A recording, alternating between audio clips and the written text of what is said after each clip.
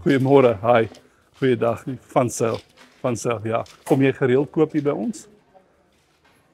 Excuse? Jy kom gereeld koop hier by ons? Ja, ek het 'n rekening. Jy het 'n rekening. Meneer, ek is aangestel van die Kaap, meneer Lindy het my aangestel. Die kliënte wat hier kom, baie kliënte bring goed terug, nee, omdat hulle nie kennis het van die produkte nie. Het jy kennis van wat jy koop? Ja. Ek wil nou nie jy moet 'n klagte inlê nie. Ek wil nie ongeskik wees nie. Ek is besig. Meneer, maar nou bestel jy die verkeerde goed en dan wil jy môre dit terugbring. Want ouens soos julle weet nie regtig, julle het nie die kennis nie. Ja, ek is aangestel nou meneer om te kyk na kliënte soos julle wat kom, julle koop die verkeerde produkte. Ek vra nou vir jou baie mooi. Ja. Asseblief, ek is besig. Ja, maar meneer, ek wil jou help met die produkte wat jy koop.